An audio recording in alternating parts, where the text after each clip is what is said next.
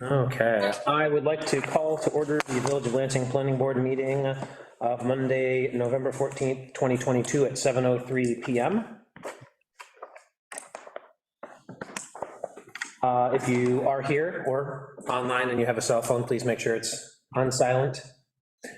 First item on the agenda is the approval of minutes. We have one to approve, that's October 25th, 2022. I know there was a bunch of edits that went back and forth, so thank you for everybody for providing Mike those edits and Mike for making them. Did anyone have anything they wanted to add to them? No. I'll entertain a motion to approve the minutes. Approve. Second. Motion by Pat, second by Lisa. All in favor? Aye. Aye. Next item on the agenda is the public comment period. This is an opportunity for anybody online or in person to bring something up that isn't already on the agenda for tonight. Hi, I'm Carla Marceau. I'm here as an observer for the community party. Thank you, Carla. Okay, I don't see any other hands up or anything, so I'll entertain a motion to close the public comment period.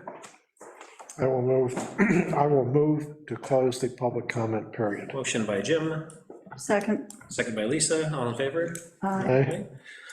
Okay, next item on the agenda is to continue the public hearing for special permit number 2022-4575. McGuire Chevrolet Cadillac located at 35 Cinema Drive, tax parcel number 46.1-6-5.12, is seeking to update the exterior building with improvements to the interior showroom areas, service area, and the body shop. John Snyder, representing McGuire Chevrolet Cadillac, will review the proposed changes, which will include a new entrance to the west facade and the second floor for the new Cadillac showroom. I know that you were at the last meeting, John, and there were some meetings that were going to happen in between there. Mike, do you want to kind of fill us in on where we are so far? Sure. On the, as I mentioned in the email, we had a meeting, myself and Brent and John Courtney, Bear and John Schneider. Rather successful meeting. I think it had a lot to do with the first go around with Nissan. We know all the questions now to ask and we know what to look for, so it's actually relatively easy. And Bear had expressed, Bear and John both expressed that, you know, there was a few changes that had to be made to the site. That tonight would be a good night to actually have the planning board go over the landscaping plan. You know, while we're waiting for these other changes. Okay. John? Yeah, you want me to just dive right in and share our landscaping plan, Mike? Sure.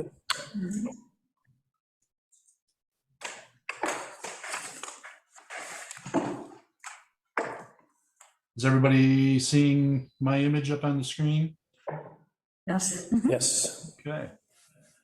This is essentially the same presentation that we had last time, with the exception of some revised information for the landscaping plan.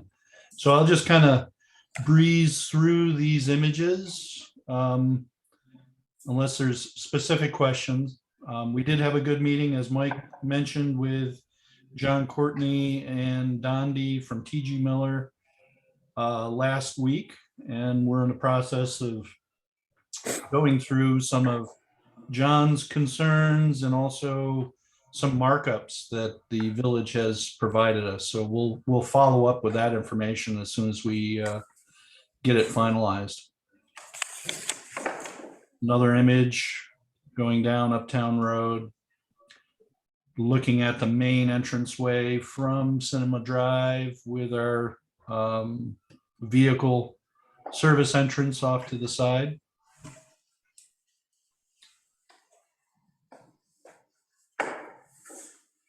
More images. This is of the collision center entrance. This is kind of an aerial view of that area.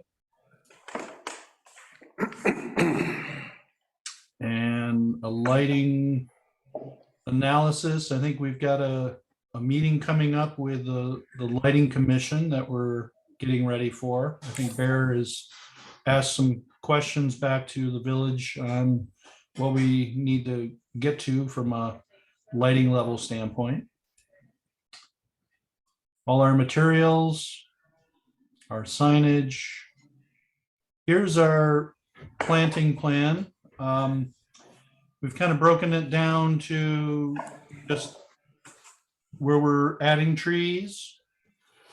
We're adding 2 large trees towards the back portion of the site, and then a line of trees along the Cinema Drive side. And then, of course, we've got the 2 trees that are currently at the entrance of our site that we want to try to keep.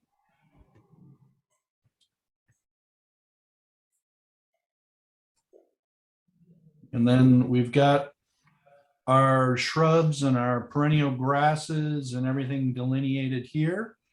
Unless there's specific questions, we've been working with Margot Chutin, who is a landscape architect in Ithaca, for the landscape architecture for our projects now. And that's not to say Saratoga Associates is not involved. We found that having a local landscape architect really improves the quality of our landscape designs. And that's kind of an important part of our projects, is to have, carefully thought through landscape architecture.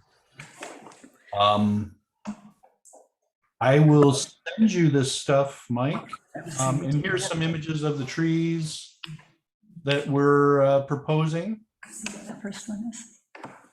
and some more images of some of the shrubs and that we are using on the project as well. And these are the grasses and that we're using. So unless there's real specific questions on the landscape architecture, I'm happy to, just kind of go back to our plan here and take any questions. Lisa, do you have questions? You always ask me first. I'm pretty tired tonight, no need. No, I mean, we haven't seen this. Right, yeah. So, but I mean, I'm glad to hear that you use the local architects, because the last time, as we recall, they were using plants that are, adelgid susceptible, so that wasn't going to work. Or I don't know if any of those got put in, but I honestly did not have the foresight to compare this with our tree This is plant. not subject to the tree It ordinance. is not. Because we made a decision last week that since this application had started prior to the implementation. Oh, okay, I was gonna say, I guess maybe that's why I wasn't worried about it. Okay, good, that makes it a little easier this time out, but I think it looks really nice, and I'm glad you're gonna save those 2 trees, because every time I've driven over there, they really are. And I just think, people really underestimate landscaping as to how people feel about a business and want to go there when it's attractive. And I just can't stress that enough. So I think this is kind of, I'm hoping it's going to be as beautiful as it looks in the pictures. Oh, yeah, no, and yeah, our renderings do match up to the plantings. We're pretty careful about that. So those rendered images that I gave you should be pretty close. Maybe not 100%, but pretty close to where we've located. I think Yamila made a comment, couldn't see it, but. Yeah, when you send it over to us, John, we'll, obviously, we'll take some time and take a look at it. Yamila did make a comment, though, that she looked at the species list, nothing problematic, nothing's acceptable. One question, how wide is the narrowest spot? Well, that's interesting, yeah, for success in growing product. Oh, for the trees? No, over by the Cadillac dealership, right where the sidewalk kind of turns the corner. Yeah, Yeah. right up there. Because sometimes those narrow spots end up getting walked over, they become paths of desire, and it's really hard to keep things alive. So Yep. just thoughts on that. Yep. No, that's a good comment. Now, is the reason that you're not putting trees all along because you don't want to block your brand kind of Chevrolet, any coming farther to the north? Is that kind of? Yeah, and the we're thinking? pushing, we're having to push the sidewalk to the street edge just because of the proximity there Yeah, and also grading. So that's one of the reasons why okay. we did that. Because I do like street trees, I will say, because when people are walking, it's just nice to have shade. Although these really aren't shade trees, they do provide some. Mhm. Oh, no, it looks fine. Any other comments? It looks good. Well, thanks, John. Yeah, no, I think the general consensus is it's the right direction, I'll say. Yeah, and once we do have the final plan from you, we can take a look at it, and that might generate some more questions. Okay, yeah, I'll have Bear get that over to you, Mike. Great. Mike or John, anything else on this tonight? No, I think that was just our general update tonight. I think, we do have some zoning variance meetings coming up. We do have the engineering comments that we have to respond to, and lighting commission coming up. So I think we're just in the process of getting everything scheduled there. Great. I'm working on that, John, and we'll get something done here. I'll be in communication with you and Bear. Okay, awesome. Thank you. Okay, great. All I Thanks, have. John. Okay. Next item on the agenda is public hearing for special permit number 2022-4629.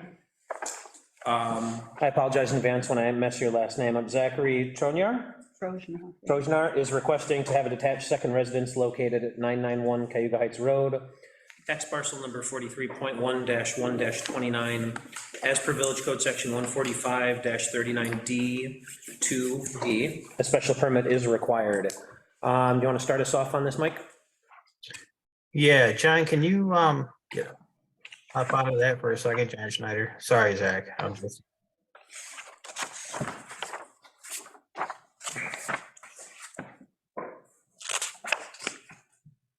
Nice. Thank you. Zach is currently working, let me pull something up here. And by all means, Zach, if I get this wrong, step right in and let me know I'm doing this. I'm getting this wrong. Right now, you'll see this new building here. This is, actually Zach came in, got a building permit. This was for a large garage with a storage area up above it. The building permit was issued, and as the project was moving along, Zach came to me and asked what it would take to possibly put a living space in the attic trusses above. There's plenty of room there. Other than the code compliance part of it, which you really don't have to deal with, the zoning part would be, it can't be classified as a duplex because the two buildings, because they're detached buildings. So the only other classification would be another residence, a second residence on a single lot, which would require a special permit. And that is why Zach is here today.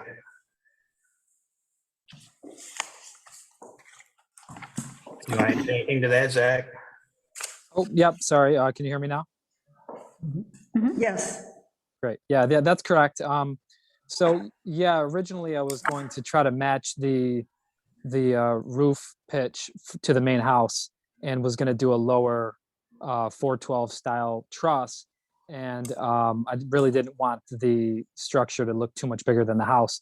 Kind of halfway through, I had some advice from some friends that thought maybe I could look into getting attic trusses, which were obviously a higher pitch, 912 pitch, with the thought of putting basically a small in-law suite up there just to subsidize, like, the house that we live in is really small. It's It is very tiny. it's about 950.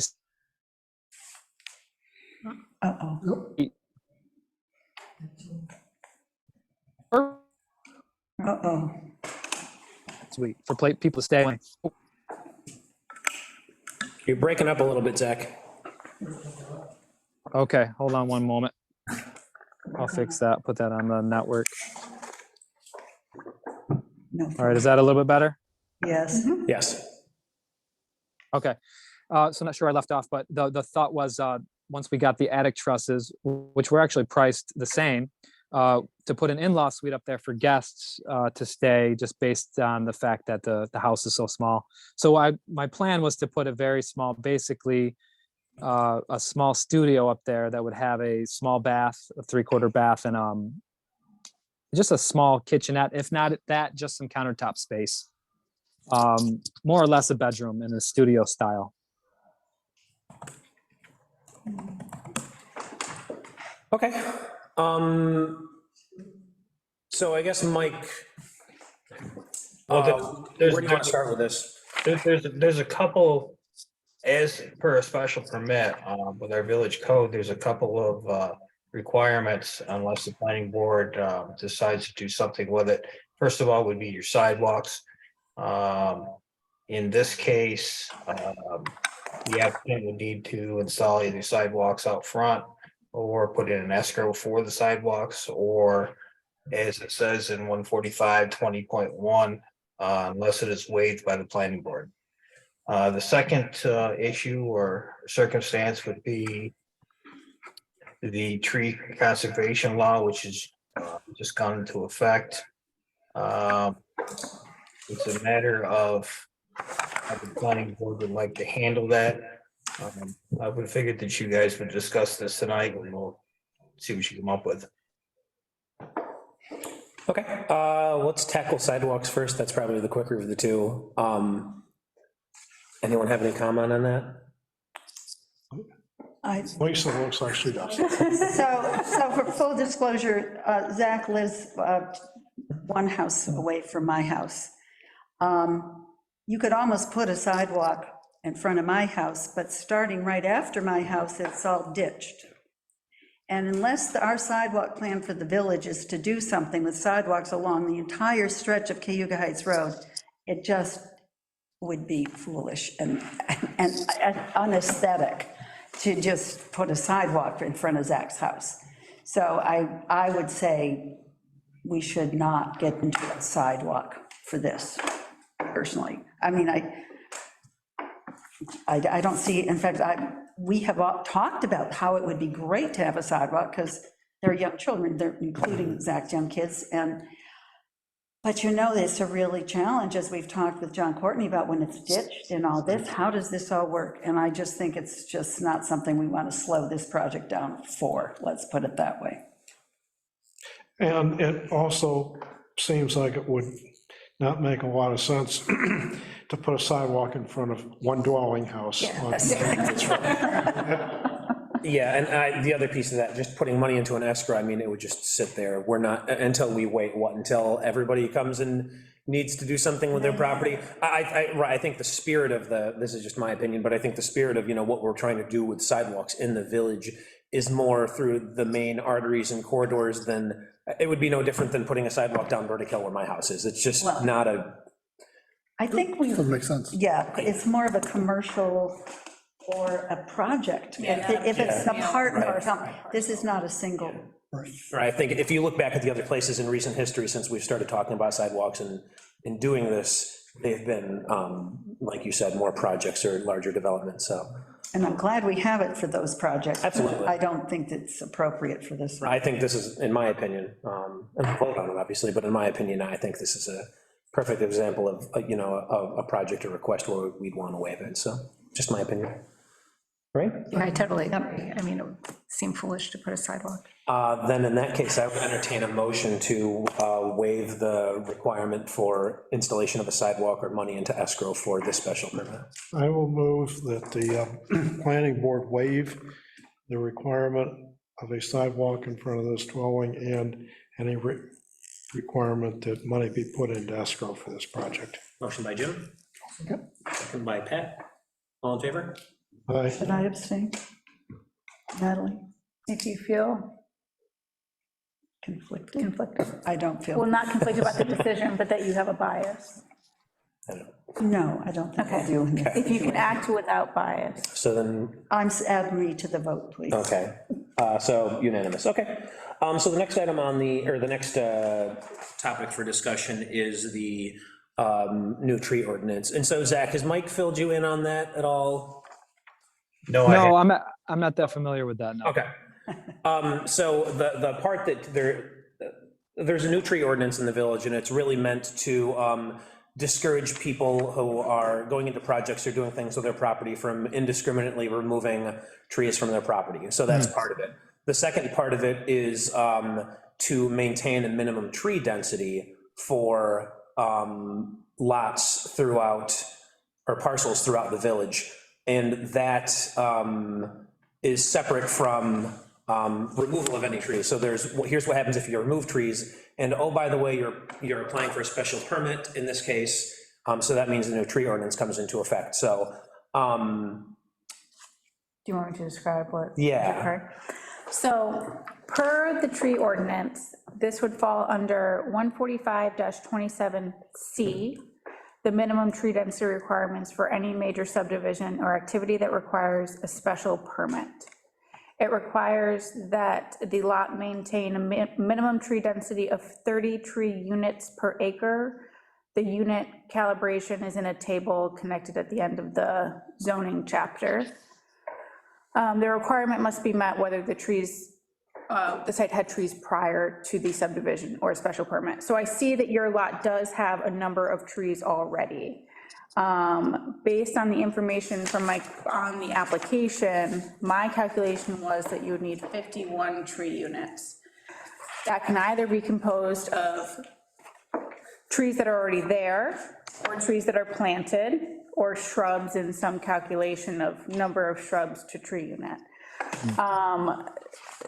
The one thing that we would need primarily to start is a plan from an arborist, kind of certifying how many tree units are on your property currently, and then if we need to add tree units, a plan for adding trees or shrubs.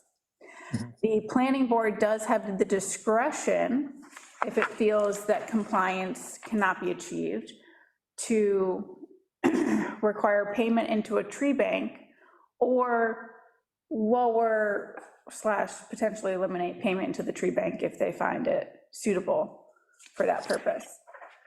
In addition to the minimum tree density, there's also some street trees that I think would be applicable here. Though I see there is one tree, I can't tell where the trunk lies, that is at the street of the front of your property. The trunk may be on the neighbor's property, though. Let's see, where did my street trees go? I'm missing a 4. There you go. Street trees. There you go. One tree every 40 feet, planted as evenly spaced as possible. So that would be the tree requirements here. Do we know what the frontage is? I don't have the frontage offhand.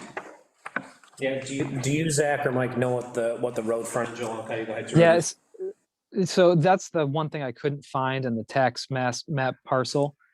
I believe if I remember correctly, it was 141, but someone's saying 155 here. Okay. I thought it was 141. I know that Sycamore is right on the property line. I believe it's on our side of the property pin. I think that's the one you're probably looking at. Yeah. How far back do the trees have to be from the road, or to the road? At least 12 feet from the front lot line Okay, to count Okay, as a yes. street tree. So gotcha. let me ask something about that. You know, we can apply as a resident for a tree, right? And we have a street plan, tree planting plan, right? Right, there's Tree the, planting program. yes, Yes. So that residents could apply and get partial reimbursement. partial reimbursement for a tree? Yes. Okay, For up to 2 trees, I think, right? up to two And trees. it's a flat fee now, I believe they just changed. I think it was to $100 or something. yeah. Okay. So Zach, so those are the requirements for the new tree law. So, in a nutshell, Natalie mentioned, some of the things that really focuses on. the board does have, some discretion to take a look at the plan that's provided. Really, the first thing that we need is, a certified, I guess it's just a letter from the arborist that states how many tree units there are in the thing. What we have to provide. What kind of acreage is involved here? 1.7 acres. Which one? 1.7 acres. Okay. It requires a tree planting plan to be submitted. So I guess that presupposes that trees are required to be Right. planted. If there's enough tree units, Yeah. there won't need to be a plan because there's enough tree units.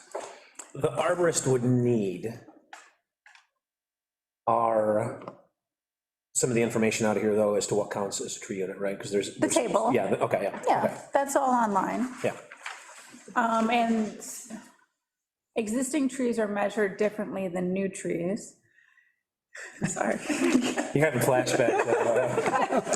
It's the bushes that. It's the shrubs that get. I know, well, I saw the shrubbery right underneath it. An existing tree is measured by DBH, which, arborists will know what that is, but. Yeah, I mean, most of this stuff, everybody, the arborist is gonna end up having to figure out anyway. Yeah. It's not something to plan, you're gonna get information from the arborist and then you'll make your determination at that point.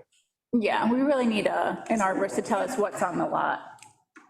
Well, this is the first time we've had to Yes. deal with this.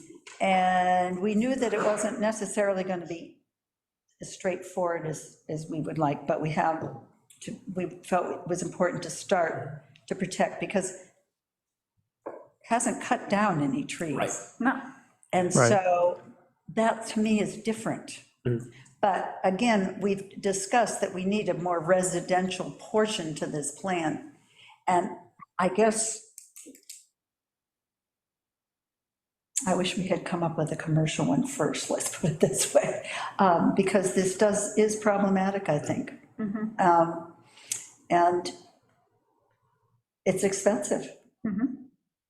I don't know, what does an arborist cost?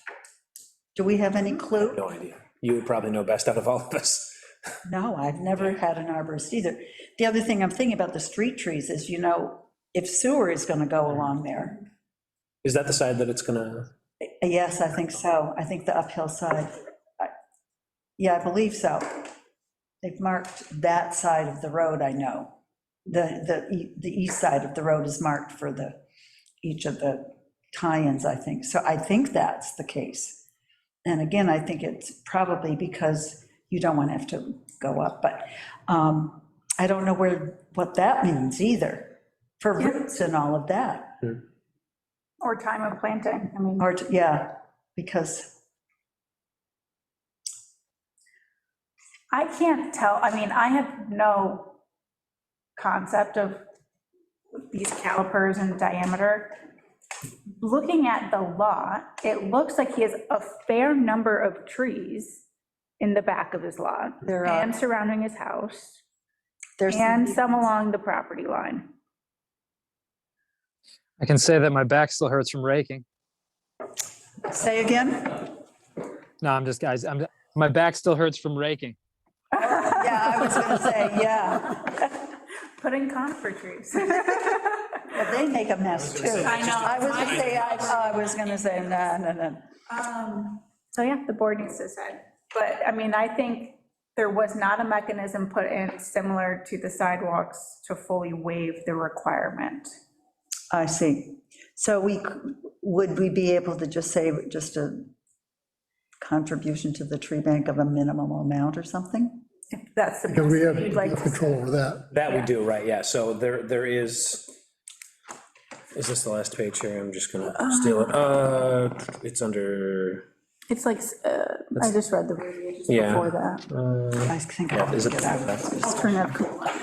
No, Can I suggest that if you feel that there's enough trees on that property and you really only want to deal with the trees in the street, then however many trees come up with, I think it came up with 160 foot of frontage. However many trees we required there, and come up with a reasonable amount to then put into the tree bank for those. Instead of going, that way it's there after the sewer goes in. Okay.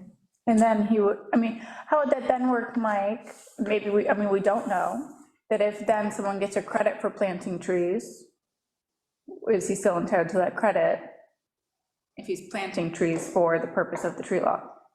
Oh, as a resident to get for the, Yeah. oh, I think so. Why wouldn't you? Yeah, I Oh, think after they go in, we could probably Get somehow, the money back. yeah, have an application for them to get money back for part of the trees. Yeah,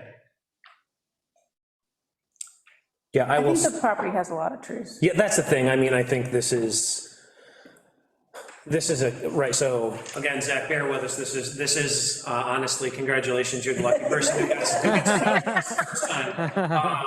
You know, No, it's very, I find it very interesting, and I'm happy to plant trees. A neighbor told us that there was a program, and maybe this is the one you're talking about, that if you can enhance your property with trees, there's a financial incentive that you'll be reimbursed for a certain amount of, like,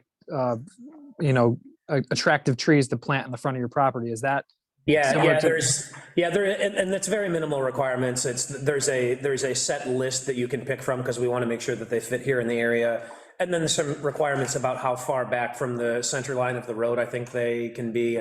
But other than that, yeah, it's a village planting reimbursement plan or program. So different than the new local law that we're talking about, but but somewhat related. I see. So, right. So when we were talking about this, the spirit of it was to make sure people weren't, just coming in, clear cutting lots. Sure. That's clearly not the case here. I think Zach's also, he did, though, the project has changed a little bit. The building's already there. He's just talking about doing something different with the upstairs, which is really what triggered all this. That's the special permit piece. I do feel like there's quite a bit of trees there. This isn't some lot that I would look at and say, gosh, look at all the other lots around that and all those trees. It would be nice if there were some trees here too. I don't think that's the case here. I would be happy to, come up with, something between now and the next meeting, maybe to propose about focusing more on the street trees. Actually, when you look at this too, you'll see that there's a lot along the street, Yeah. except in front of Except- that. Yeah. So it would be appropriate, I think, Yeah. to perhaps look at that, but beyond that, I don't see the need. Yeah, Okay. The other thing I'll mention, Zach, is because this is a new public hearing, we do keep public hearings open for 2 meetings anyways. Sorry, wow. Back in the middle of nowhere where I grew up. No, so we do have some time to talk between now and the next meeting about some options that would work for you, and hopefully we can maybe have some, we still have the meeting in November. It's one of the December ones we canceled. Yes. Right, yeah. So we can maybe get that discussed at the next meeting, and we can get you some information before then, obviously. Sure, no problem. Other thoughts on this? What we talked about in this case? I've got one other question. Zach, if this does get approved, when are you looking to have this usable, let's say? Well, I'm gonna be doing 90, most of the work, and I wanted it to be my winter project, to be honest with you, because I've got the outside of the structure. Matter of fact, I don't know if you guys can see, but this is the structure off my porch. Can you see that at all? Yep. It's Okay. big. So I kind of wanted to, be inside for the winter to kind of get that done, maybe by spring. But, so in terms of general time frame, I would just say the next couple months, I would like to be started with the work. The reason I ask is this like a 1 or 2 bedroom? No, it's just one large 500 square foot space. There's not going to be actually, no, that's not true. There'll be one wall for a small 3/4 bath. So a studio, 1 bedroom. Okay, so and what I'm leading up to is to find out whether we're gonna have this situation with the new sewer going in, whether your septic system will handle Oh, it. yes, we talked about that. Qualified for another bedroom, or will it be opened up when the sewer system is in, which wouldn't matter. So you see what I'm saying is your sewer system was put in for whatever the design of the house was. Correct. Is it adequate enough to handle 1 more bedroom? I would, I would advise that you look into that if you would, please. Yeah, as a matter of fact, right around the time that I decided to do the attic trusses, what had pushed me over the edge to do the project was exactly knowing that the sewer was coming through, because I always thought that it would, maybe the septic would preclude me from doing something like this, because honestly, our bigger picture here is an addition in the future, which ironically, if that were to happen, we would connect the structure, the garage to the addition. So when we heard that sewer was coming through, what I thought would preclude me in the septic was no longer an issue, because now I'm gonna have to connect to the sewer anyway. So now to me, that was a non-issue. Okay. But for the time being, yes, and I understand that's not how it works, that, by me claiming that this will be occasional use, I understand that's still not how it works, and I should look into the septic sizing, which I'll do. Yeah, I just hate that, see, you have to upgrade your septic system and then change over and, and then have Yeah. the sewer. It's just a waste of money. So something should be, just be mindful of that we'll figure out how we can work that out. Sure, absolutely. And as far as timing for anything with the trees, obviously now is not the time to be planting trees. So that would just be something that I imagine we could handle with a condition and a special permit. Well, and as we said too, is if the sewer's gonna dig Well, it and that up. too, right, yes, but we can put that all in condition. Right, in conditions, yep. So whether it's timing or sewer, however that works. But, okay. Okay, well, yeah, Zach, you can expect to hear from us between now and the next meeting, and if you're available for the next meeting, let Mike know, we'll get you on the agenda, and hopefully we can talk about this more there. All right, fantastic. Thank you, guys. Great, thanks. All right. Okay, next item on the agenda is the,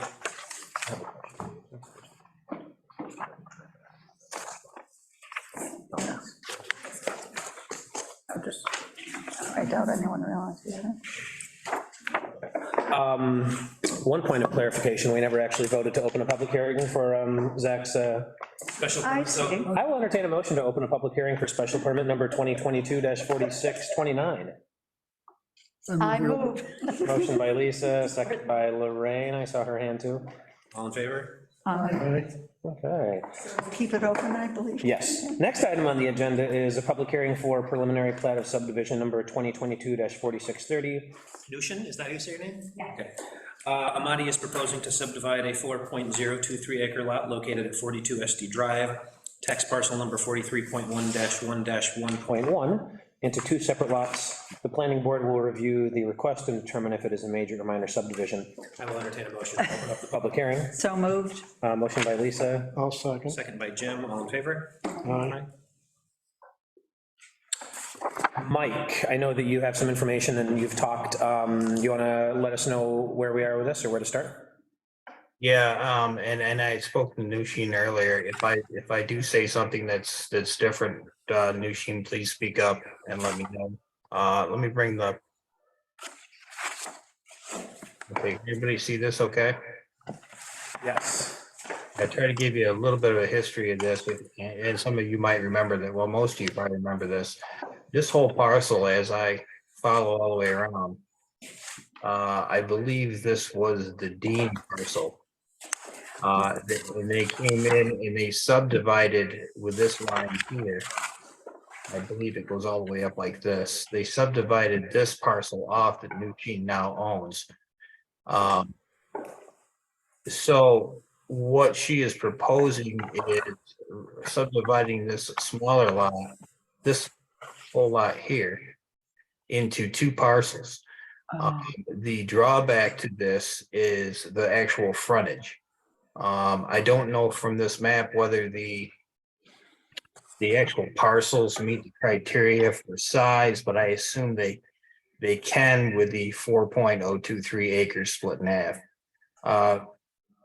What's got to happen is, and we've had these before, is we know that there's going to be subdivision, but they know there's going to be some variances to go along with it.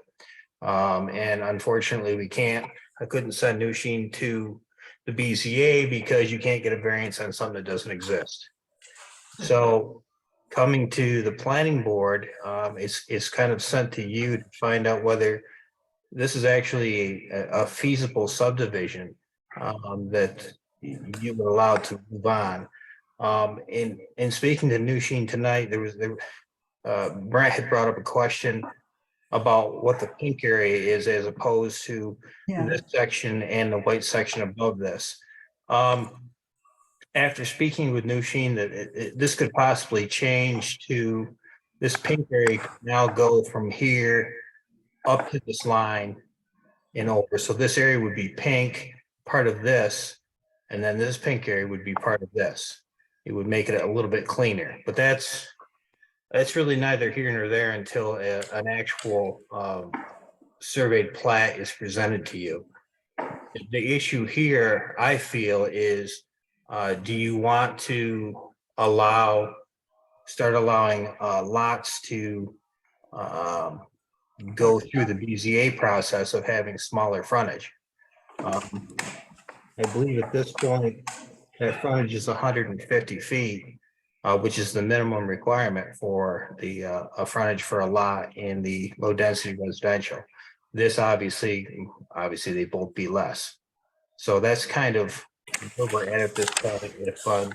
If Nushin, you have something to add, then by all means, please do. Good job, Mike. I guess, something I'm not very clear on is why frontage is so important. Mike? Why frontage is so important? Yes, why do we have zoning that says it's got to be 150 feet or whatever? It's my feeling that frontage actually determines how dense your area will be. If you have less frontage requirements, then you're going to have more of a dense area because you can have more buildings and whatnot. You have just do you understand what I'm saying? If you have a mile road and less frontage, you can get more properties on it. It becomes more dense. But if it meets the acreage, Have more flag lots. yeah, we'll call them pork chop, I think, in New England. Isn't that funny?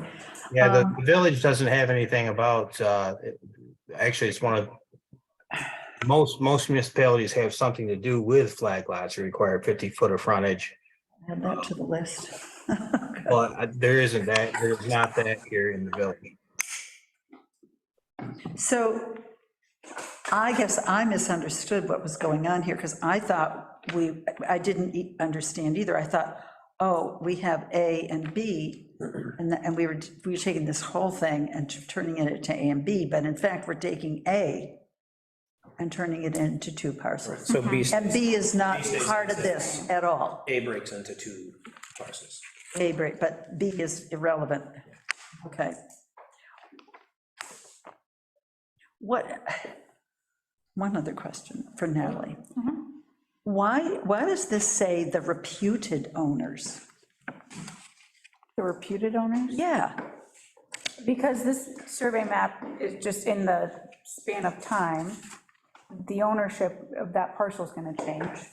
It's just the people that own it at the time. And this is just a surveyor checking, like Tompkins County. oh, I see, so, okay, I'm thinking, I just never seen that before, and I thought, well, don't you know who owns it? I mean, Knows who owns it. One of the things, Lisa, one of the things is I The lot? didn't ask Nushin to come up with a survey map until we knew that this was actually feasible. No sense of putting money into something until we can find out whether it will succeed. so, Nushin, you own parcel A? Yes. Okay, the house that's there now, Yeah. is that your house? It is my house. Yes. So that if another house goes in,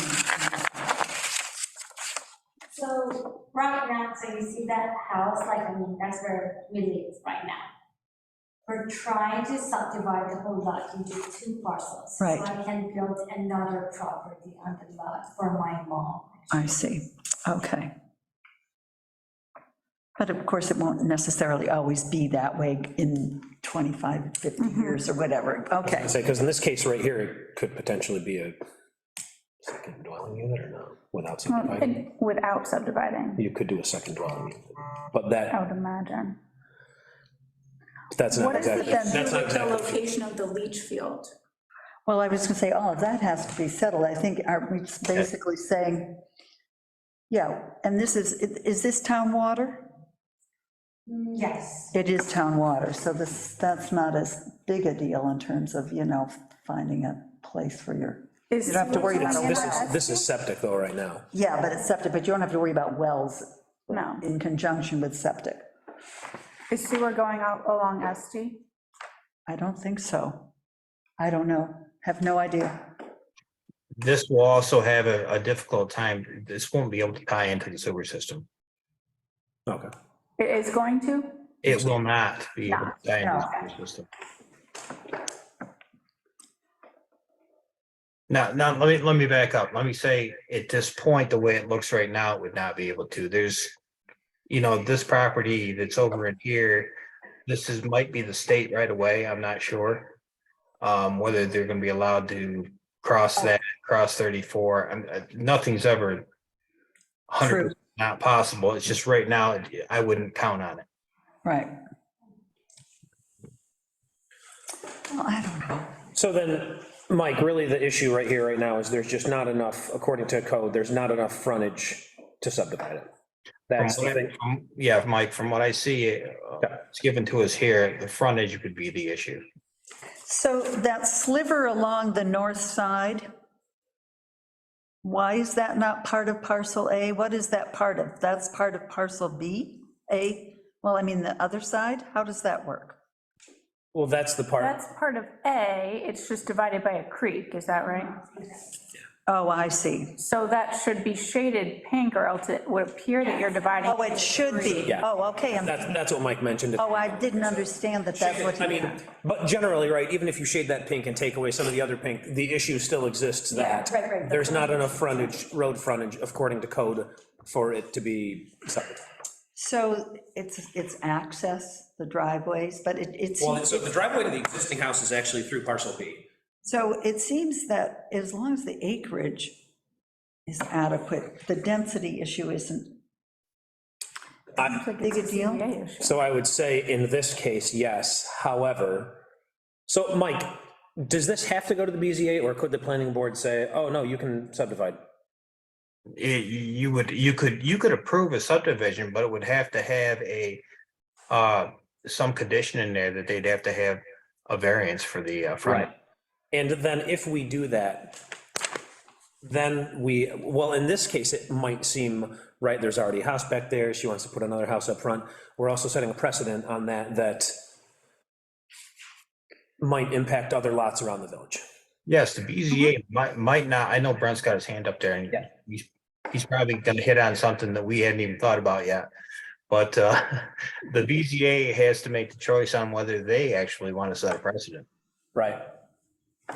Okay, go ahead, Brent. Okay, so this is just a question. I didn't think to ask Mike about this earlier.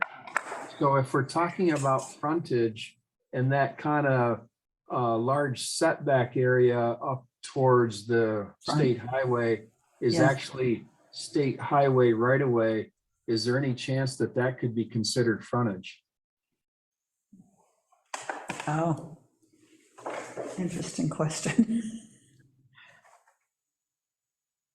Another way to ask that or think about that is if you were to look at what the frontage, what the actual right of way of the New York State Highway is south of Estee, where does it go? Does it kind of line up with that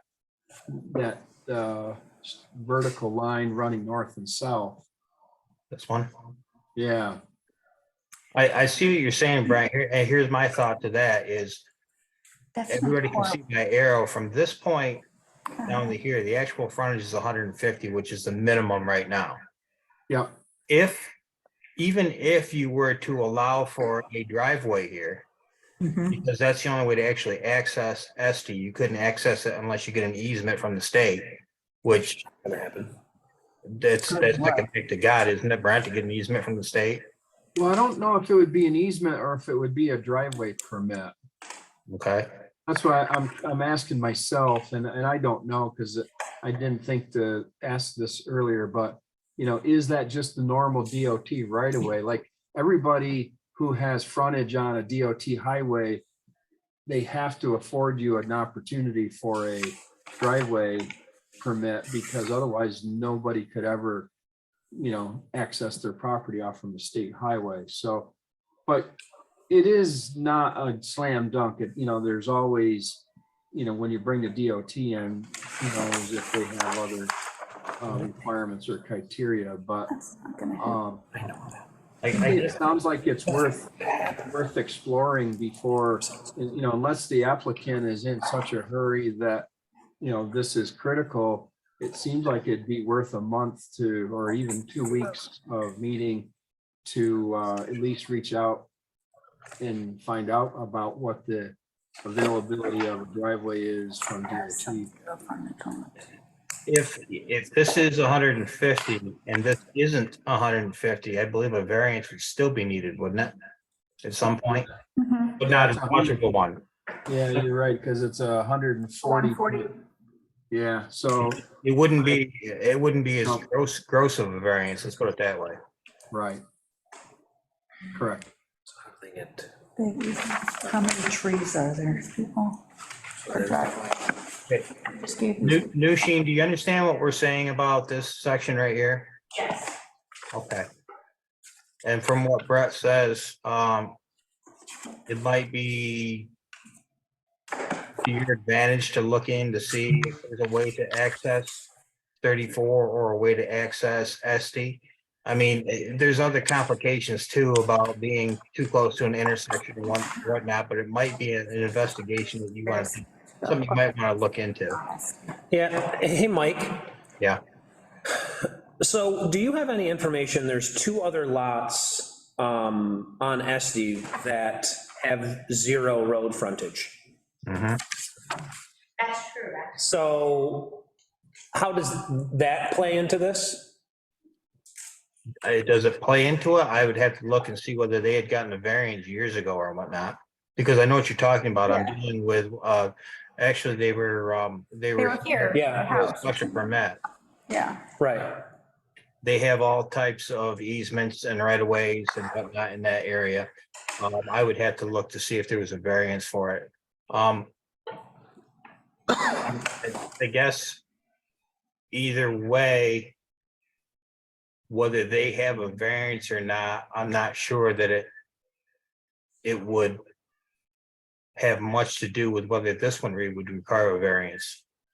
I think you'd still need a variance, just that, and this is a ZBA issue, if it's in line with the style of the neighborhood. Right. The Understandable. neighborhood has a few lots with 0 frontage with driveway easements. I am assuming you have an easement over parcel B for your driveway. So it's kind of a ZBA issue, or BZA, whichever you want to say, but. Yeah, it seems like that area, just about anything goes in that area with. And then, don't we have steep slopes? There's the and all steep of slope that? conservation, yeah. How many trees, I'm wondering? It's a minor subdivision. Oh, my, Heavily wooded. heavily wooded. It's a minor subdivision. Don't cut anything down yet. We still defined it to be a minor. So going with the flag, Not, and he's gonna Yeah. change this, because right now it's 3 lots. shared drive and dividers. cut it in half or something. I would wait to Yeah. vote on major and minor. Does anyone else have any questions or things they want to share? I have one thing, but I'll wait until the end. So you chose to go with this flag shape as opposed to like having a shared drive and cutting it in half or something? I don't know if that works either, I suppose, huh? As opposed to having a shared drive frontage, okay, and then cutting it in half so that she would cross over the first parcel to get to her house. Do you know what I'm saying?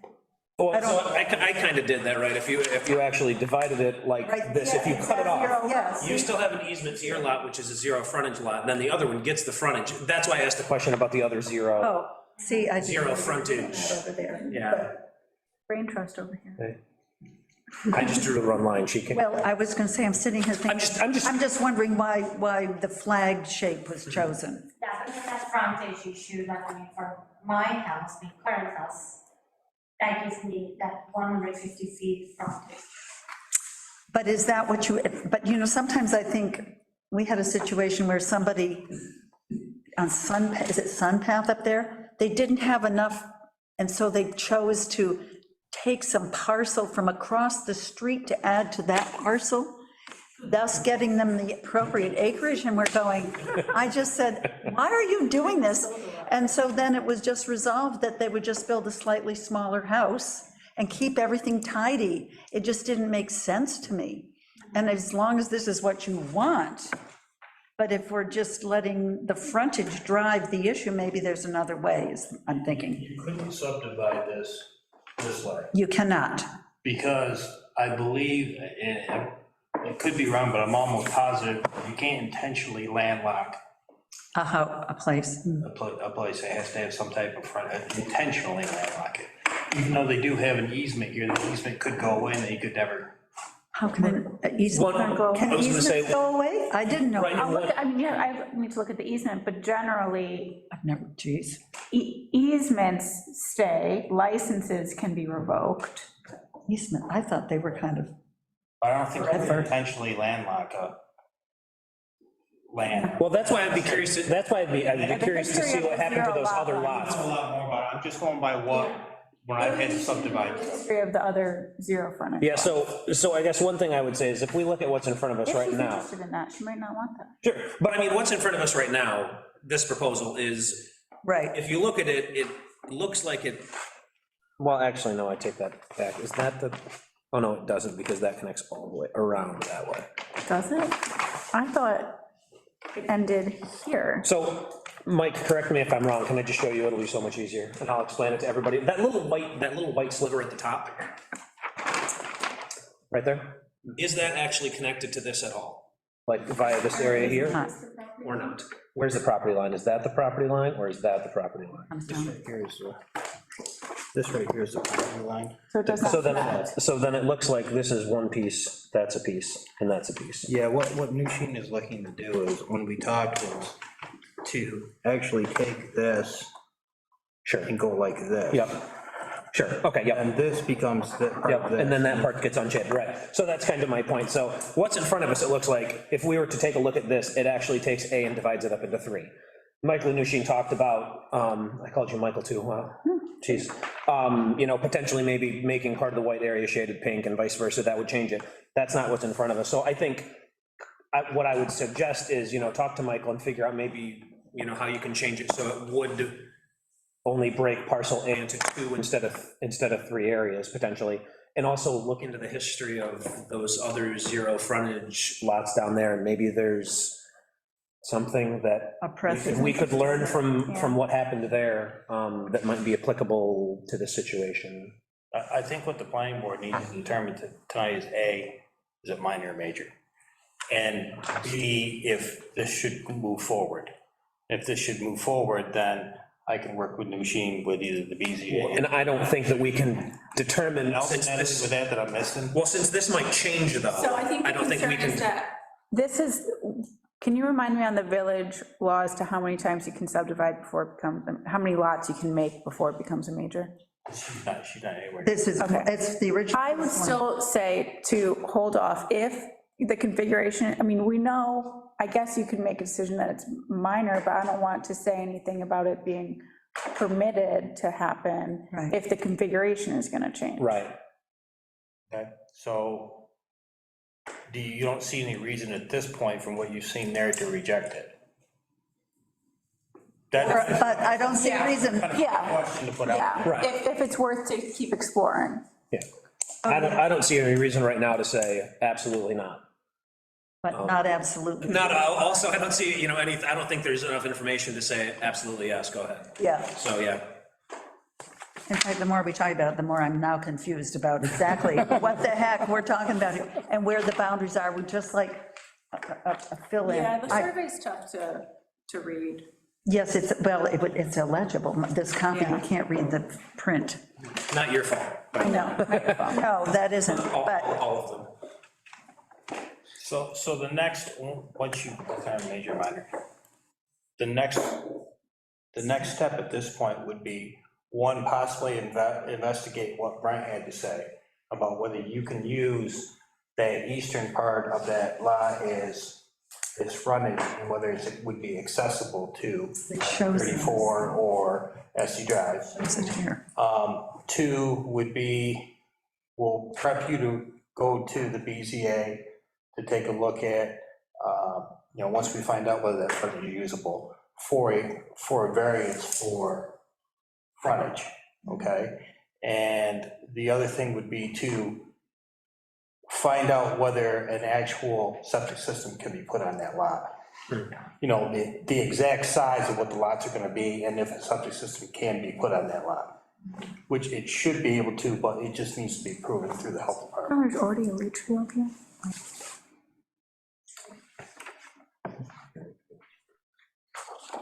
How wide is the whole thing?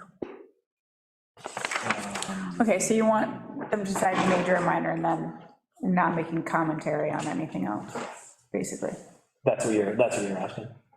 Yeah, we certainly have to do major, minor. After that, Oh, well. have to agree to anything. You don't have to say yes. I mean, that's simple enough. Yeah. Provided it's only 2 pieces. Well, and so therein lies my question, what if at the next meeting, I'm not saying you do this, they come back and now it's shaded in some configuration where it breaks it into 5 parcels? I just think they want to see the final shading. Right. But that, Right now, it is 3 parcels. Right. you wouldn't be able to do that because it's within 3 years or something, Well, right? you can do it, it would just make it major instead of minor.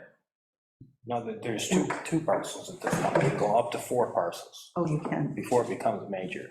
So wouldn't it be going up to 5 if it was this? I'm sorry? There's currently, so this was 1, This then one- it split to 2. I broke it into 2. 1, 2, If you 3, break 4. this Okay, now, so it you're would still be counting this 4, as right? a 4th. Well, let me ask this question. Maybe I'm missing something, but if it seems to be the sense of the planning board that, well, we're not saying, oh, yeah, we'll ultimately say yes, we're also not saying we're not going to say no. It's worth exploring further between Mike and Nushin.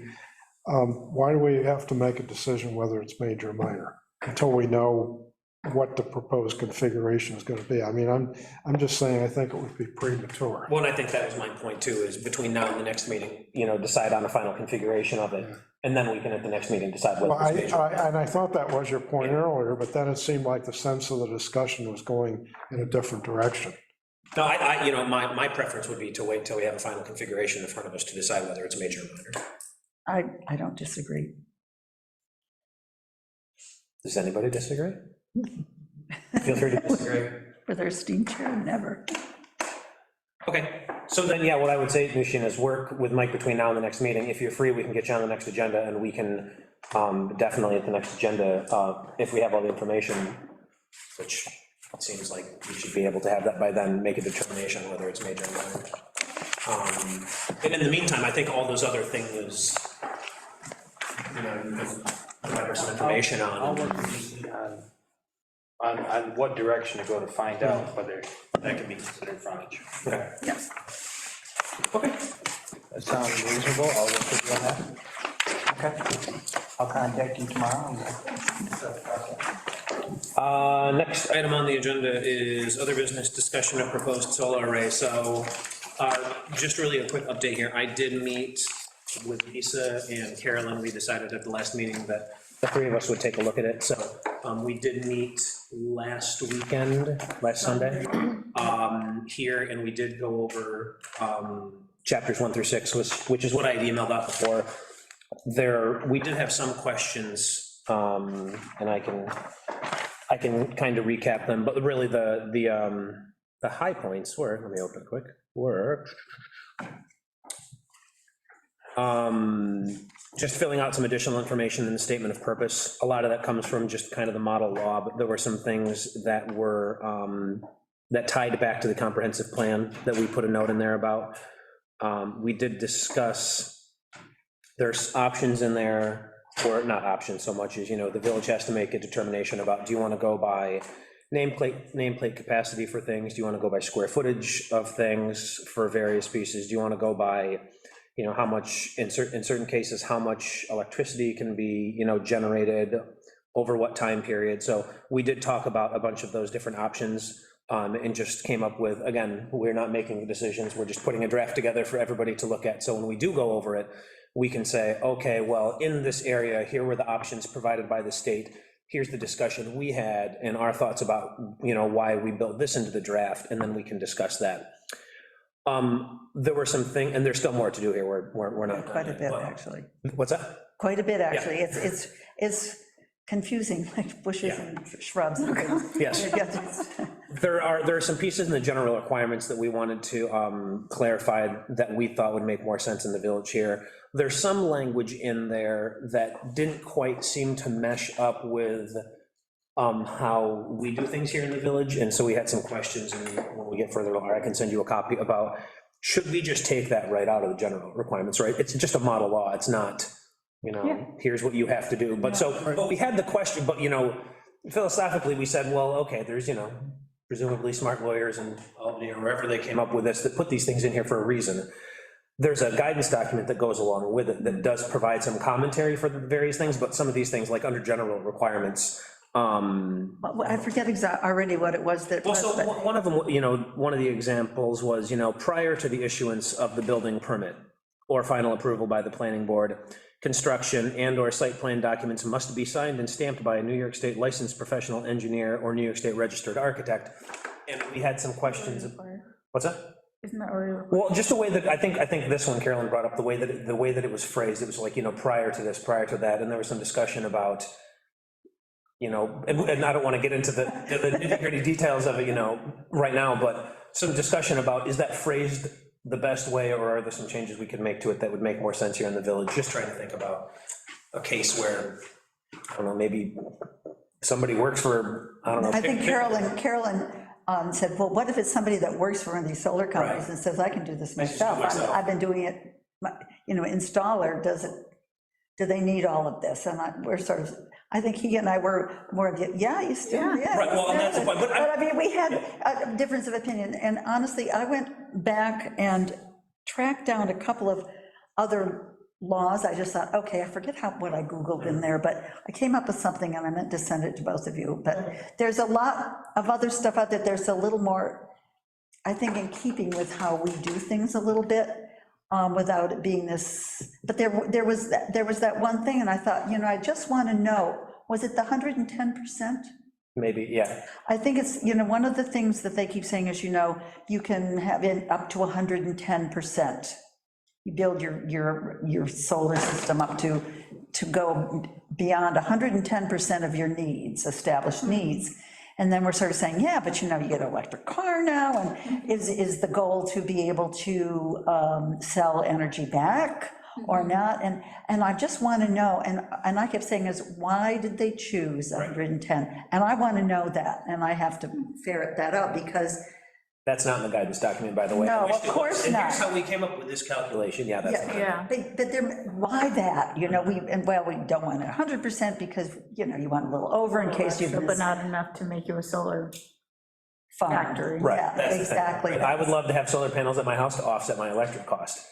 I would love to have lots of people to do that. I don't necessarily want my neighbor across the street to, and I'm just picking on, I don't know who it is. Oh, yes, I do it.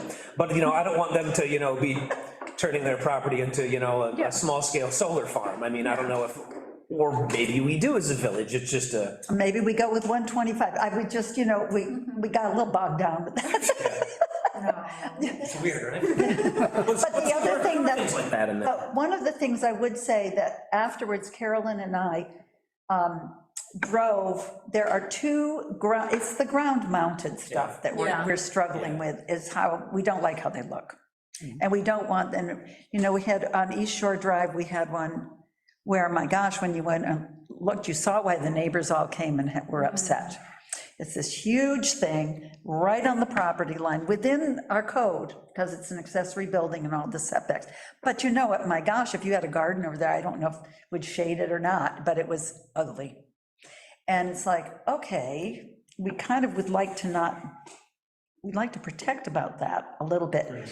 But it was interesting. So there are two ground-mounted things we went to look at. And I forget, one is on Burdick Hill. That's the one, yeah. And it had 10, I think it's 10 panels. Wide. Yeah, wide? Wide, I thought. I thought it was 5 Or maybe it was times 5 by 2 rows of 5. And it was, so it was 20, no, 10, I guess it It was was, 10, yeah. oh, it must be 4, it must have been 4 then. Okay, so it was 20, I think, panels. And what was interesting then, I said, on Oak Crest, Larry Vieri has, and it looks bigger to me, and yet his is only 1 panel more, because his was in a different configuration. And I don't know that it's, so I think his is taller. But it's interesting, yeah, you're right, theirs must be 10 by 2. So lower and wider, I think, from my perspective, was more attractive than this big thing going up. But then again, we were also talking and thinking about where the placement should be allowed.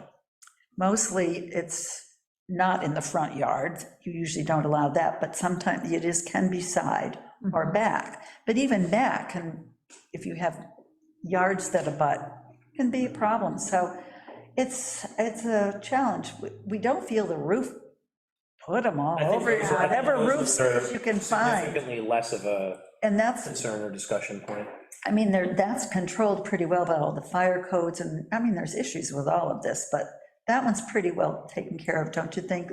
The roof-mounted stuff has pretty strict rules, and that's pretty. Well, and That's covered in, a lot of that's covered in the uniform code. Well, and it's. Yeah, exactly. We wanted to bring that up because there are some things in there where they have, I'm gonna Make it like a pick your own adventure book where they had some, hey, pick your own adventure here, and it said, some examples are like, solar panels on pitched roofs shall be mounted with a maximum distance of 8 inches between the roof and surface and the highest edge. They have some stuff about just like, spacing between stuff, and it seemed like some of those things that they were saying, you should choose this, would be covered under the uniform code.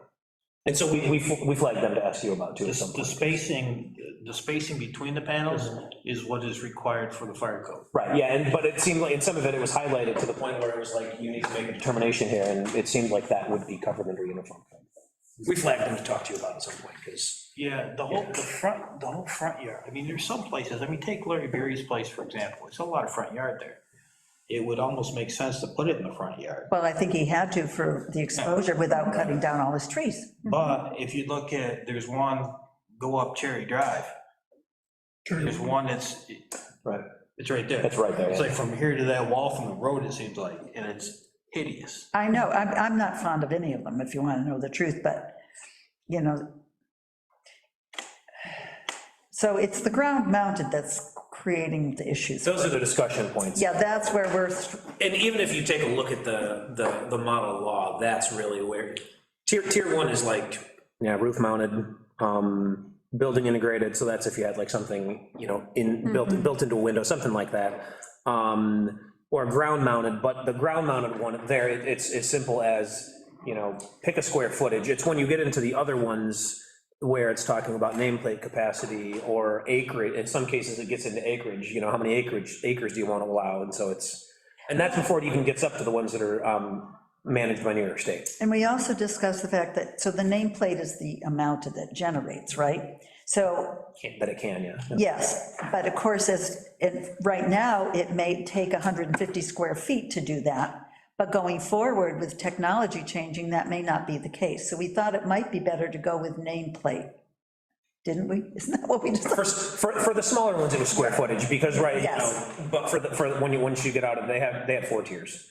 Tier 1 was, it's on your roof, or it's building integrated, or it's a small ground mounted system. It's when you got into the other ones that it started talking about nameplate capacity or acreage, and then, oh, by the way, also 110% or 150% or whatever it is, so that's where, and then when you get up to the next tier, they get rid of the percentage, and it's really just acreage or nameplate capacity, but it's bigger. And then once you get up to tier 4, it's New York State's To deal with that, but you never know. piece to deal with.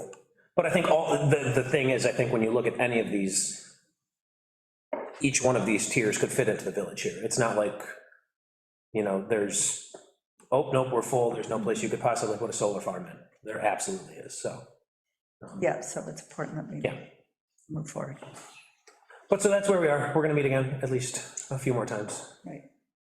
probably over Zoom, because, yeah, they're trying to get us all together. We'll invite you sometime, don't worry. You can join us here, like, no. No. Those are the high points of the discussion, though. More to be discussed.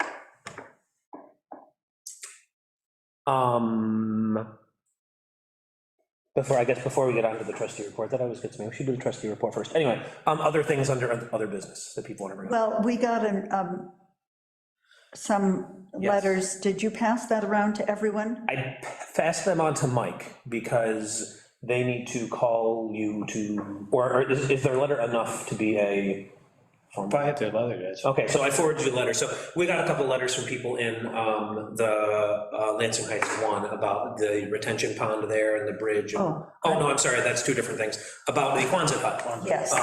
So I did pass those on to Mike about the status of it and the history of it and the look of it and the equipment that's there. Is there really a boat there? I haven't been by, but Where are you talking? There's a boat. But as you know, I've raised that issue in the past with Mr. Beer, so. Oh, I don't think there's a boat. I'm still, is there a boat there now? I just drove by there the other day and I always I had stop. to double look. All right. Under the Quonset hut, right? Oh, I think. Oh, is it under the hut? And sticking out, I don't, but I do think, I generally shared any letters I got from residents with the full board, just so they would know I that. didn't look tonight. Oh. I didn't look until tonight to see that everybody hadn't been included. So I forwarded that okay. to Mike. We'll forward them on to the rest of the. Yeah, because I think it's important for all of us to know, in case you bump into them in Yes. the grocery store or something. Yes. Yeah. Yeah, so we'll forward those out. I thought everyone had been included, and then Mike, when I No, I brought up the think Quonset hut, Mike said, for what? some reason, But, I was on the. Especially for those of us that are watching that property. but Yes. he was here, That's why I got included. I look every time I go by. he was here at one of the meetings, and, we brought up the look of it like we always do. And, he said if anyone has complaints, he hasn't heard them. People have now sent in complaints. Yes, so, There were a couple of I mean, he's got, I Anya? can't extend his building permit. It's an aluminum. you can't? I can't No, it's extend it finished. any farther. Because for a than long December. time, it was, Oh, okay, You gotta finish your Oh, product, I think it's gotta come in I and don't think resubmit. nothing's changed. all right, That's got nothing to do with the special permit. And he's got a no. Special permit still. an has to be RV here. park next to it. Okay. A really, really old RV. But I mean, it's important that we share with him that we do have complaints, and I think it's just time. Perfectly. And hopefully, we're in a better place with that, working together, that this will be a little more received. I don't know, but it's Yes. important. What I'll do is I'll forward out there was an initial one, and then there was a follow-up to it, so I will just forward them out to everybody. Just one email, you can read through the chain. Other items? So I had a couple things I wanted to bring up. I don't know if it's appropriate for planning board, but one of the things is, I've noticed something behind that old Pizza Hut, and I think somebody might be living out back. Oh, it's Been possible. by there? We go around, check it. Actually, the owners, Brixmore that owns Cuga, Well, Cuba Mall, they have kicked people out that were back up against the bank where 13 is behind Pizza Hut. yeah, They could very well be back now, so. Well, from what I've seen twice now when I've been stuck on 13, it's right in the, like, right there, like a back door or whatever of the building. Actually, it looks like there's blankets and all kinds of I'll stuff. look into it then. Yeah, and I noticed it again on Sunday, yesterday, actually. I'll swing by there. The other thing is, I've had a few people complain to me about cell service in the area. Have you heard anybody complain about? I have, well, okay, so I went down to talk to Verizon, Yeah, because somebody said, maybe you should jump ship to Spectrum. So I went and said, she said, do I have a contract? Because I have no idea, it's been so long. I said, I'm assuming not, but she said, no, and I said, well, I really, I'm getting lousy service. She says it's because they're they're upgrading the towers to 5G, and I don't know, that's what they said. well, I've had two different people tell me, one person lives at Solar Villages, the other person lives on Aspen Way. One person has an iPhone, one person has a Samsung. Both have Verizon as their carriers. And they've been having issues for months where they're not getting calls, they're not getting texts. Oh. When they do make calls, the calls continually drop. Verizon's claiming it's not them. In fact, the the one person ended up, Verizon kept telling her it's Samsung's fault. Samsung hasn't updated their program or whatever, and they need to update. And I mean, anyway, It is. but I feel like I also, so these are just two people that I know, but I feel like I also saw someone write in, maybe it was Ithaca Voice, somebody made a comment on one of the Ithaca Voice articles about the cell phone in this area, so I didn't know if anybody else had heard, if anybody had. There's pockets here that are generally bad too, just because of the like topography of the area here, but, I used to get fine service, and now I just don't. Yeah, I have Verizon DSL, and I've noticed, in fact, I'm putting off each day calling them because I know it's going to be unpleasant. Oh, I know. It's kind of like calling Spectrum, right? You have to work up to it. Even if you can get, just to get through to somebody. But I've noticed, well, it's been a while now, but particularly in the last few weeks, that the downloading is really slow. Oh, everything, yeah. Whether it's, Terrible. listening to music or, reading a news story, it seems to be taking forever. And I also had, maybe they're up to something nefarious, like deliberately slowing down, so when you call and complain, they can try and sell you 5G.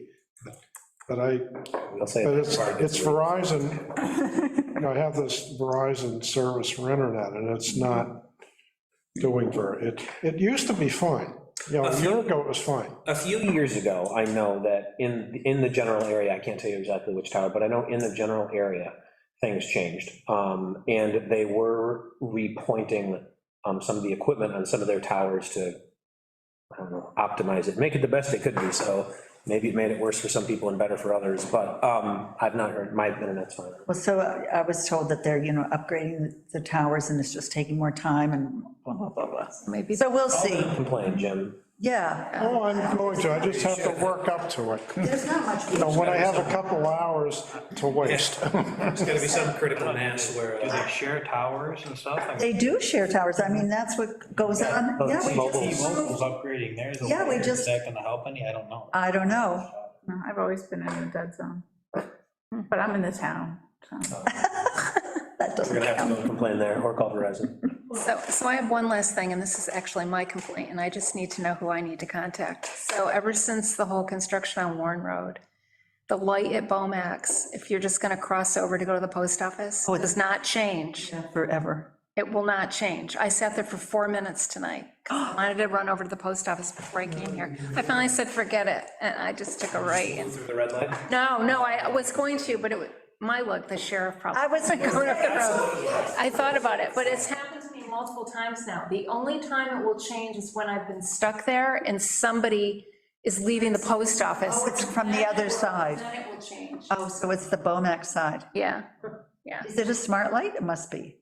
Yeah. Now it's No, it would be- No, it got dumbed down, what? It's a county road, so, I don't know, I'll have to ask John Courtney. Yeah. Yeah, because coming out of the post office or coming out of the airport road, it works fine. Yeah, You it's pull just- up and it changes. It's just the other way. Yeah, it's to the Bomax. I mean, I've sat there, it was at least 4 minutes tonight, and it didn't change, and I'm like, okay, forget it. But when I've been at the light before waiting, and all of a sudden somebody's leaving the post office, the minute they get up to the red light, and all of a sudden it changes. So you gotta wait till somebody goes through. I know. Call somebody up and say, would you go? No, you know what I've done a couple times, is if I want to go to the post office, I'll just drive up, turn around and FedEx and come back. I was just gonna say, turn right, and make a U-E. Oh, my God. Anyway, they messed it up, Mike, whatever they did. Okay.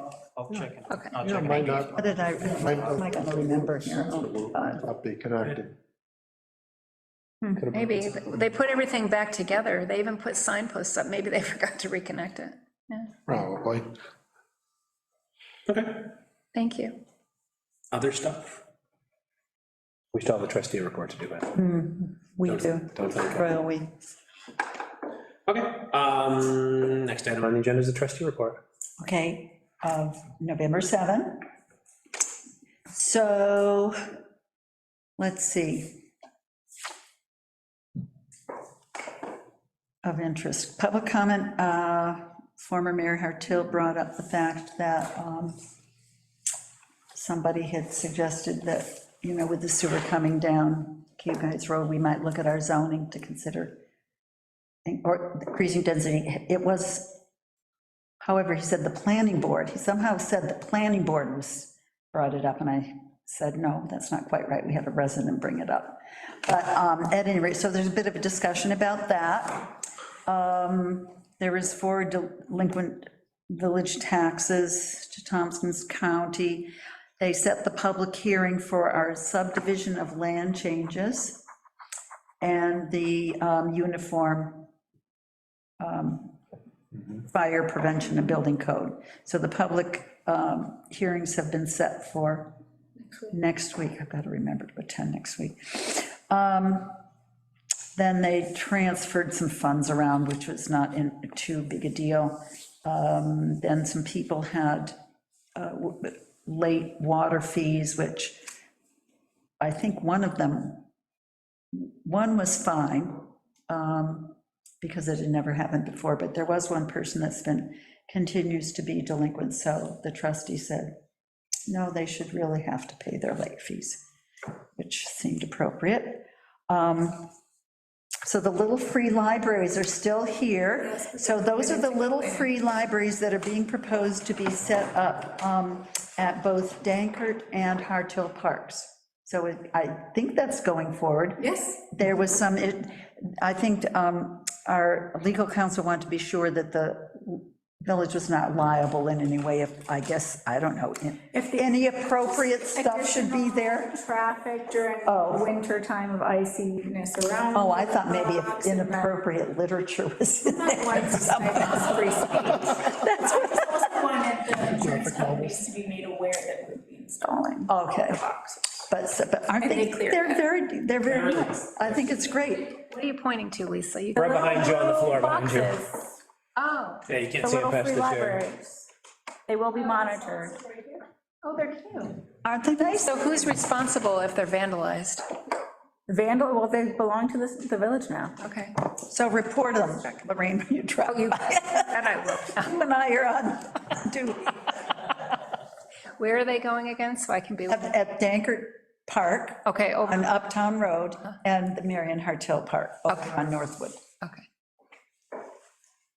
Okay, and then probably the most interesting for us was they discussed video conferencing and how that would be enforced in the village, and pretty much the vote was for leniency, essentially.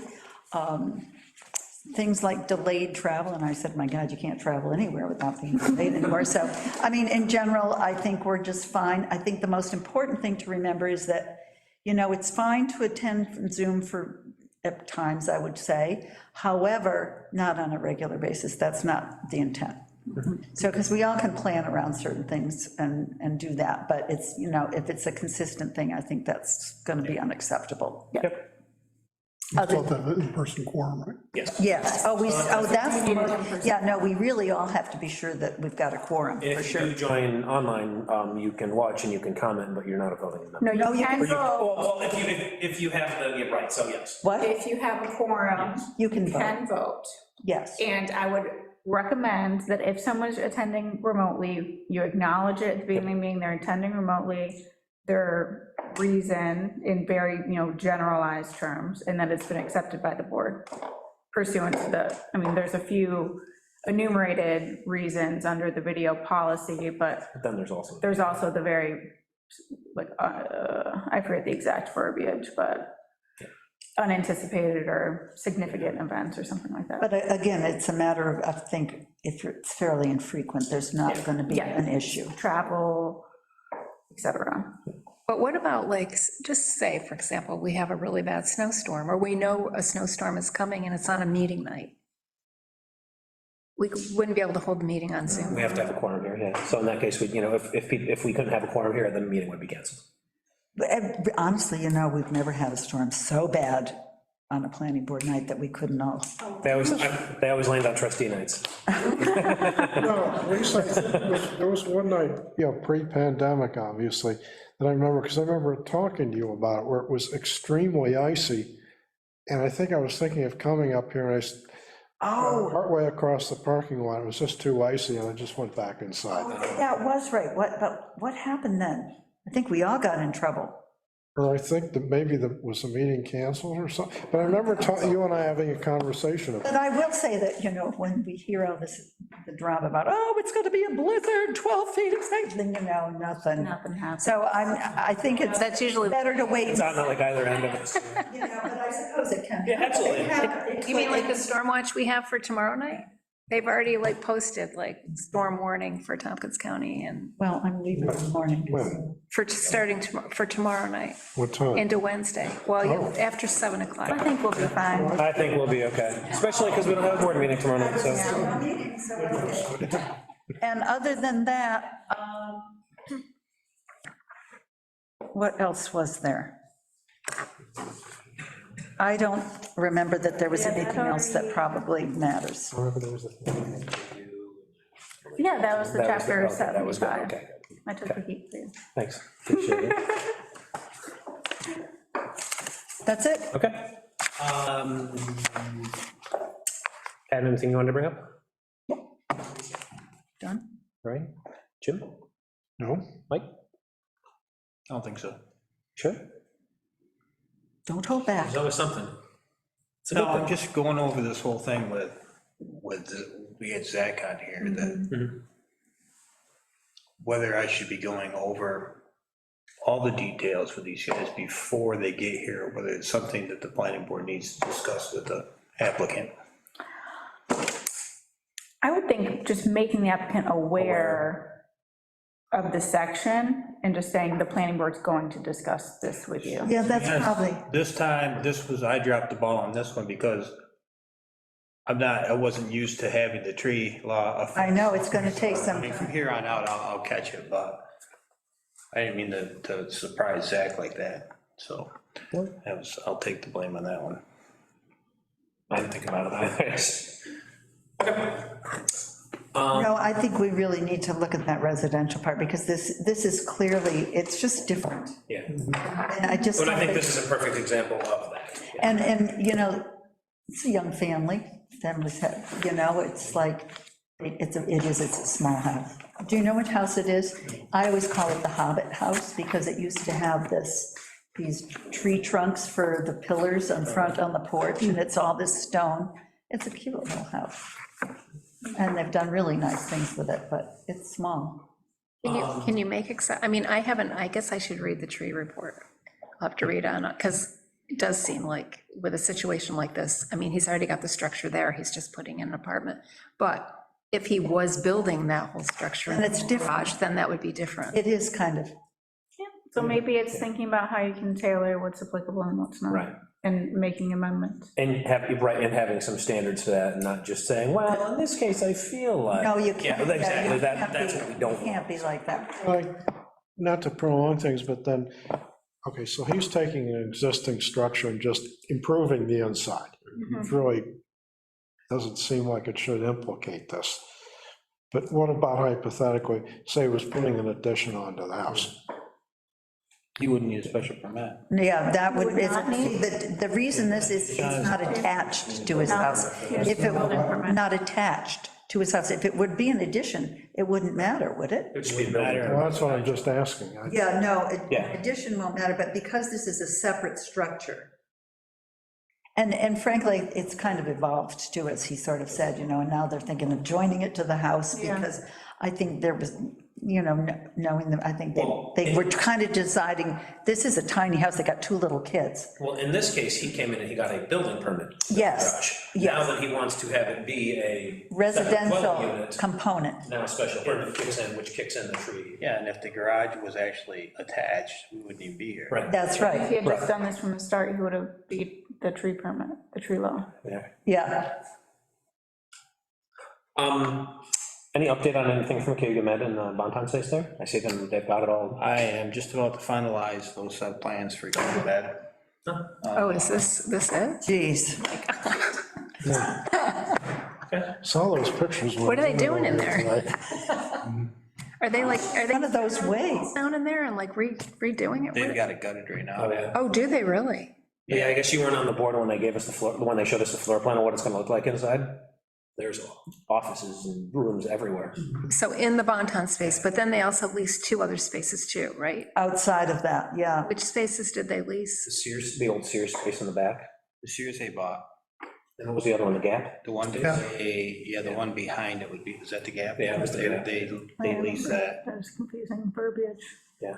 And Gap Dick's, space. Gap space, a space formerly owned by Gap. yes, the Gap space. I think it'll pique interest with other people, like from God knows where, that want to come in to the mall and buy some of those spaces. Now that Dick's is gone, You know, they've got to do something with that. I mean, it would even make, some of those spaces would make great art space. Dick's, Oh, no, I mean, just where? it would be great. I think we all hope that the projects that are currently going on in the mall drive interest in other places. I don't want the. Yeah. Going to the Still mall. there Convenient. in the group? Yeah, it's still there. When's it going to go?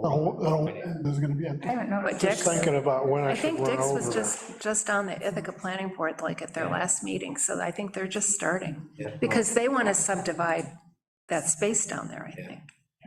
What Cuba Medical's issue right now, we've been discussing, Brian and I have been discussing this with them, is their standpipes, their water supply for their sprinkler system. And you may remember when we did the subdivision here, the main electrical panel was in the middle of the bond town. Well, Yes. now that everything's separated, everything's subdivided, the main standpipe for the sprinkler systems come up in the middle of that bond town, which supply part of the other part of the mall. So they all had to be moved, because you can't have the controls for a sprinkler system in one section that's a separate parcel controlling another section of the mall, so it all has to be moved. I gotta feel, because that whole ECCR thing, Yeah. I think they're gonna run into a lot more problems with stuff like this, so. And because we know that over at Dick's, that whole section over there, part of their standpipe system, their standpipe that comes up is actually supplying the mall also. But we can't do anything about that now because they're not doing any renovation. So, did you hear about that, Brent? No, I had not. Oh, I heard about the one the one in Cuba Medical, but not the one at Dick's. so this could be raised other problems, other issues here or there, but it's nature of the beast. Okay. Apartments, I don't know, The whole end's going to. maybe if they put actually, there highlights in. was a time when, do I dare use his name? Oh, And Mr. Getzman came in with a plan oh, God. for that end. Oh. And it was going to be mixed use, and it was going to go up another story and have apartments above and stuff below. I mean, it was actually a pretty decent suggestion. Yeah. But of course, this was about 20 years ago, practically. What do you think the people, I don't know who owns it now, right? I mean, they aren't even in town. What do you think they'll end up doing with them all? Yeah, this isn't good. Their plan when they came to the board was to subdivide the parcels, sell them off, take the money, make improvements to the mall, and they had some plans to do some things with the out parcels that are also part of the mall property. But how many years ago was that, though? Because Oh, no, like, just within the past few years, yeah. 5, maybe. Yeah. I mean, I think, up until last year, they were still working on some of the paperwork. Yeah. Or maybe this year, I don't know. But, okay. Now they have to take those, let's say standpipes are actually risers. They have to take those and put them into an outside room where only where the actual riser supplies, those people have the keys for it. So it's, Oh, my gosh. Who designed this thing? go ahead. I don't have anything. Okay. So the next meeting is, when's the next meeting? The 20? 20, The Tuesday after I Thanksgiving? think it's 29th. 29th. 29th. Is everyone going to be here the 29th? Yep. Okay, No, okay. but I already mentioned that Yes. to you. Um, I could conceivably zoom in though, but I was gonna say, I knew Lisa wasn't gonna be here. I'll be here. Will you be here the 29th? Okay, so we'll have a quorum here, so that's good. but thank you. I'll send out a reminder since. Thank you for being here. Looking for alternative. Yes, so we're gonna talk about that, I think, at the next board meeting too. I know Yamila's been, came to the last meeting, came to this meeting too, so we will. So who are we expecting? We're expecting the two that we, Yeah, I would imagine Zach will be here. and Nish, Nishan will be here. I don't know, is McGuire gonna be back for anything at that point? Or don't know yet. I don't know yet. Beers? Don't know yet. Okay, well, we'll figure it out. With that, I will entertain a motion to adjourn. We adjourn. I'll second. All in favor? At 8:43 PM.